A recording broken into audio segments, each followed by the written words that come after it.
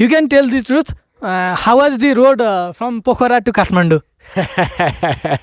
For me, there was no girl's reaction. It's beautiful. I like Nepal. He was this close to my bike and tried to stop, and because of the mud, he slipped a little bit. I leave the bike and wait for him. What happens?